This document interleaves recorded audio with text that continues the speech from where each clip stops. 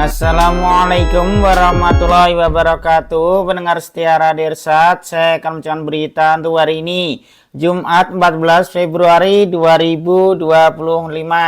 Sari berita penting. Gara-gara hutang 500.000, pria asal Musirawas tega bunuh teman sendiri.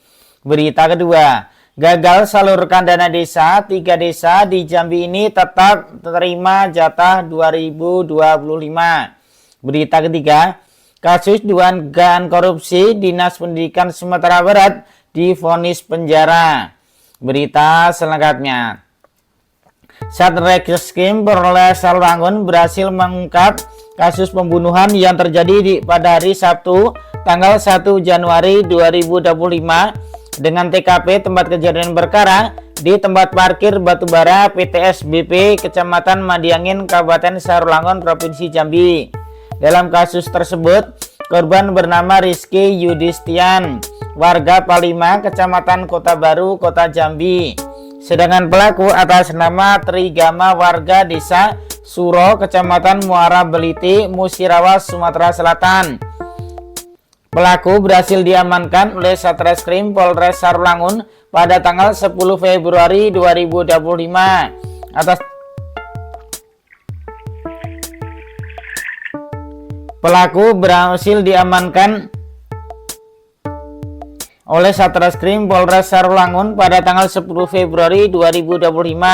Atas kejadian ini, tersangka terancam hukuman mati atau penjara seumur hidup.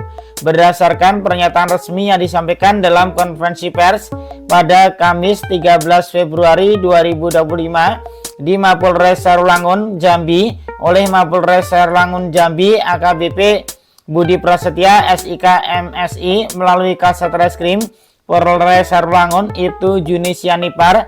Peristiwa ini terjadi pada hari Sabtu tanggal 1 Februari 2025 sekitar pukul 19.00 waktu Indonesia Barat. Sedangkan tempat kejadian perkara TKP tempat parkir PT Batubara PT SBP Kecamatan Madiangin Kabupaten Sarulangun Provinsi Jambi. Pada hari Sabtu tanggal 1 Februari 2025 sekitar pukul 16.00 waktu Indonesia Barat, tersangka setelah selesai memuat batu bara di PT SBP, tersangka langsung berangkat menuju ke arah Kabupaten Batanghari. Kemudian sekitar pukul 18.00 waktu Indonesia Barat, tersangka berhenti di salah satu rumah makan yang ada di daerah Kotoboyo, Kecamatan Batin 14. Di rumah makan tersebut, tersangka bertemu korban. Selanjutnya, tersangka menemui korban menanyakan hutang minyak solar yang dipinjam oleh korban sebanyak 17 liter atau senilai Rp500.000. Ujar Kasat Reskrim saat press release di Mapolres Sarulangun Kamis 13 Februari 2025. Saat ditanya hutang minyak tersebut, tambahnya korban marah-marah kepada pelaku. Pelaku langsung dipukul oleh korban. Tak berlama datang teman korban memegang pelaku dan korban masih memukul pelaku. Setelah itu korban dan temannya menganiaya pelaku lalu pergi. Setelah itu pelaku melihat di wajahnya melalui kaca mobilnya terdapat luka-luka di bagian mata kiri dan kanan. Melihat itu pelaku tidak terima dan berinisiatif mengambil pisau di kotak perlengkapan dan pelaku mengejar korban di PT SDP dengan menumpang sopir yang lain. Sesampainya di PT SBP, pelaku menghampiri mobil korban. Di mobil korban, pelaku menusuk korban sebanyak 3 kali. Kemudian pelaku ditusuk di bagian dada 1 kali, sedangkan 2 luka lainnya pelaku tidak ingat terangnya. Sementara hasil penyelidikan pihak kepolisian, luka pada korban terdapat di paha kiri, di tangan kanan. Atas kejadian ini, keluarga korban membuat laporan di Polres Sarulangun dan pelaku setelah melakukan pembunuhan langsung menuju rumahnya di Musirawas, Sumatera Selatan dengan menaiki mobil travel. Atas laporan keluarga korban, pada saat itu juga tim langsung melaksanakan pergerakan pengejaran ke daerah rumah pelaku selama seminggu, namun tidak berhasil menemukan pelaku. Kemudian dengan cara mediasi persuasif dengan keluarga pelaku, kemudian pelaku diserahkan pada hari Senin tanggal 12 12 Februari diantar oleh keluarganya dan menyerahkan diri di Polres Sarolangun, jelasnya. Adapun barang bukti BB yang berhasil diamankan yaitu 1 unit mobil truk Hino Dutra. Mobil tersebut saat ini ada di Polsek Mandiangin, dan 1 buah baju kaos warna biru terdapat bercak darah dan 1 buah celana biru terhadap bercak darah. Sementara pisau yang digunakan pelaku masih dalam pencarian. Atas kejadian ini pelaku melanggar pasal 340 KUHP atau pasal 338 KUHP atau pasal 353 ayat 1 KUHP atau pasal 351 KUHP dengan ancaman pidana hukuman mati atau seumur hidup dan pidana penjara paling lama 20 tahun atau paling singkat 15 tahun, 9 tahun atau 7 tahun pungkasnya. Sumber berita Kompas 86.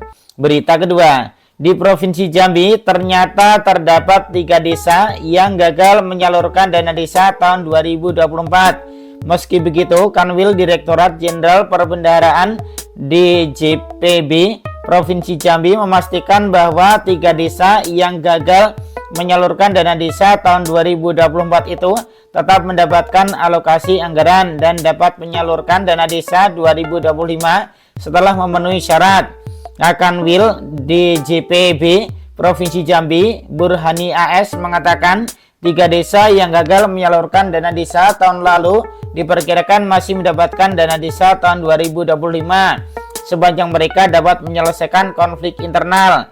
Anggaran tetap dapat diperoleh di 3 desa itu, salah satunya apabila ketiganya bisa menyusun anggaran pendapatan dan belanja desa APBD sebagai syarat salur. Pada tahun 2024 ada 3 desa di Provinsi Jambi yang gagal menyalurkan dana desa, yaitu Desa Air Mumu dan Desa Semerah di Kabupaten Kerinci serta Desa Pulau Buayo di Kecamatan Sarolangun. Gagalnya penyaluran di 3 desa tersebut terjadi karena permasalahan internal desa antara kepala desa dengan BPD sehingga tidak memenuhi syarat untuk mengajukan penyaluran dana desa. Dari informasi yang didapatkan pihak perwakilan Kementerian Keuangan dari pemerintah desa terkait, permasalahan ketiga desa tersebut adalah diselesaikan sehingga diharapkan bisa memenuhi syarat pencairan. Burhani menambahkan, pagu dana desa pada tahun 2025 mengalami penurunan dibanding tahun sebelumnya dari 1,22 triliun pada tahun 2024 menjadi 1,19 triliun pada tahun 2025 untuk 1.414 desa. Sementara itu hingga saat ini pihaknya belum mendapatkan rincian pasti anggaran yang akan didapatkan per desa. Untuk angka per desa belum keluar. Angka besar untuk Jambi memang ada penurunan katanya. Burhani menghimbau kepada semua desa agar mempercepat penyaluran dana desa tahun 2025 secara optimal. Sumber berita Jambi Independen. Berita ketiga, vonis terhadap 7 terdakwa kasus dugaan korupsi di Dinas Pendidikan Sumatera Barat dibacakan Majelis Hakim pada hari Kamis tanggal 13 Februari 2025 di Pengadilan Negeri Padang. Dalam putusannya, 6 terdakwa dijatuhi hukuman penjara. Sementara 1 terdakwa dinyatakan bebas. Dalam sidang dengan agenda pembacaan putusan tersebut, Majelis Hakim membaginya dalam 3 sesi. Sesi pertama, Hakim membacakan putusan untuk 4 terdakwa, yaitu terdakwa atas nama Syaiful Abrar, guru SMKN 1 Padang, yang dijatuhi hukuman penjara selama 6 tahun penjara, denda 100 juta rupiah, subsidiar 3 bulan penjara. Selain itu, terdakwa Saiful juga diharuskan membayar uang pengganti sebesar 2 miliar rupiah.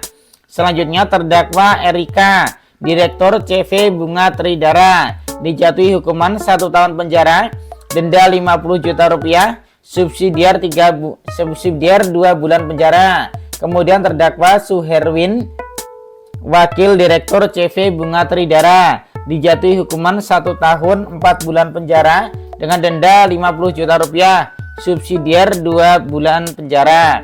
Terdakwa juga diharuskan membayar uang pengganti sebesar 10 juta rupiah. Kemudian terdakwa Syarifuddin, Direktur CV Inovasi Global, dijatuhi hukuman 1 tahun 4 bulan penjara, denda 50 juta rupiah, subsidiar 2 bulan penjara, dan dibebankan membayar uang pengganti senilai 69 juta rupiah. Dalam putusan ini terdakwa Saiful mengajukan banding, sementara itu 3 terdakwa lain menerima putusan hakim tersebut. Di sesi kedua, majelis hakim yang diketahui oleh Ahmad Fazinur Susilo Dewantoro membacakan putusan untuk 2 terdakwa lainnya, yaitu Raymond selaku KPA kuasa pengguna anggaran dalam proyek ini yang dijatuhi hukuman penjara selama 5 tahun penjara, denda 100 juta rupiah, dan subsidiar 3 bulan penjara. Kemudian terdakwa Rusli Ardion selaku PPTK dijatuhi hukuman 6 tahun penjara, denda 100 juta rupiah, subsidiar 3 bulan penjara. Untuk kedua terdakwa ini tidak dibebankan membayar uang pengganti, kata hakim. Kedua terdakwa ini pun pikir-pikir dan dengan putusan hakim, begitu juga dengan JPU. Usai pembacaan putusan, kedua terdakwa ini langsung menuju ke keluarganya untuk hadir di persidangan. Suasana berubah haru ketika kedua terdakwa ini memeluk keluarga, mereka juga tampak menangis.